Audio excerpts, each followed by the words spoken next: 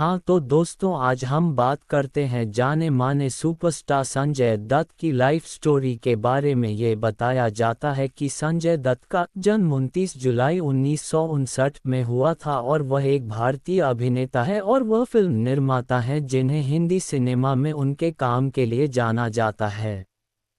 और वो थोड़े बहुत राजनीति से भी जुड़े हुए हैं और दत्त परिवार प्रसिद्ध फिल्म कलाकार एवं राजनीतिज्ञ सुनील दत्त एवं अभिनेत्री नरगिस के पुत्र हैं।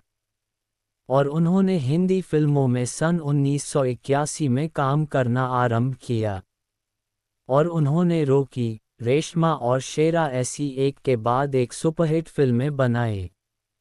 उसके बाद उन्होंने कई प्रसिद्ध हिंदी फिल्मों में अभिनय किया और उन्होंने फिल्मों में प्रेमी, हास्य जैसे अभिनय भी किए और अपराधी, ठग और पुलिस अधिकारी का अभिनय भी किया, जिसके लिए अपने प्रशंसकों और फिल्म समालोचकों से अभूतपूर्व प्रशंसा प्राप्त की। और संजय दत्त को खलनायक फिल्म के दौरान अप्रैल 1993 में आतंकवादियों की सहायता करना और 9 मिमी पिस्टल को अवैध तरीके से अपने घर पर रखने और AK-56 राइफल रखने के आरोप में आतंकवादी तथा विघटनकारी क्रियाकलाप निवारण अधिनियम टाडा के तहत गिरफ्तार किया गया। 18 महीने जेल की सजा काटने के बाद उन्हें अप्रैल 1995 में जमानत मिल गई। जुलाई 2007 में उन्हें 6 वर्ष सश्रम कारावास की सजा सुनाई गई।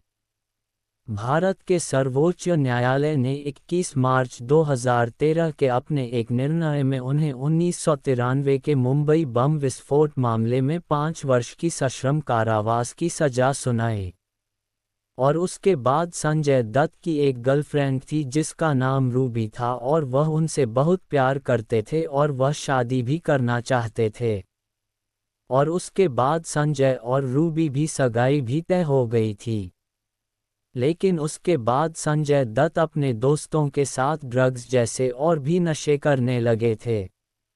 और एक दिन ऐसे ही नशे के हालात में वह अपनी गर्लफ्रेंड रूबी से मिलने चले गए थे जिससे उनकी शादी होने वाली थी, और उसके बाद रूबी उनको नशे की हालत देखकर वहां चली गई।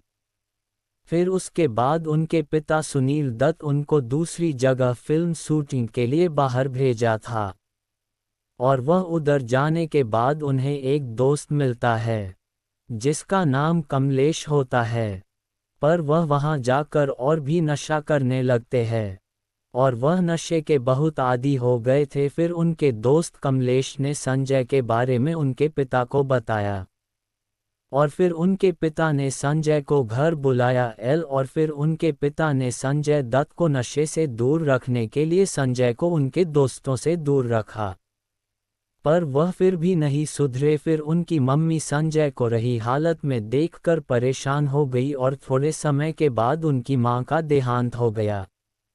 फिर संजय अपने पिता को देखकर बोले, अब मैं क्या करूं। फिर उनके पिता ने उन्हें एक डॉक्टर को दिखाया, पर डॉक्टर ने बताया कि संजय दत्त के हालत बहुत ही खराब है। अगर अब उन्होंने एक बार भी नशा किया तो उनकी मौत भी हो सकती है।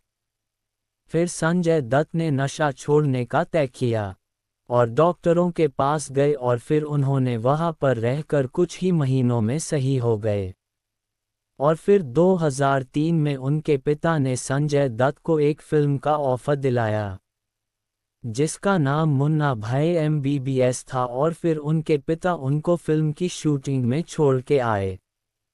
और उस फिल्म के बाद अग्निपथ, साजन और लियो ऐसी कई फिल्में बनाई है। उसके बाद संजय दत्त को सारी दुनिया संजू बाबा के नाम से जानने लगी, जिससे वह बहुत ज़्यादा फेमस हो गए।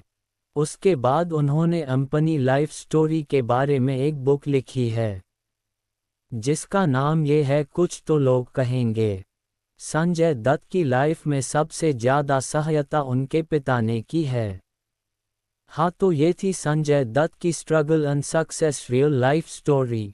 और ऐसे औरों की रियल लाइफ स्टोरी देखने के लिए हमारे चैनल को सब्सक्राइब और लाइक और कमेंट करें और बेल आइकन को दबाना ना भूलें, जिससे आप हमारी और वीडियो आसानी देख पाए।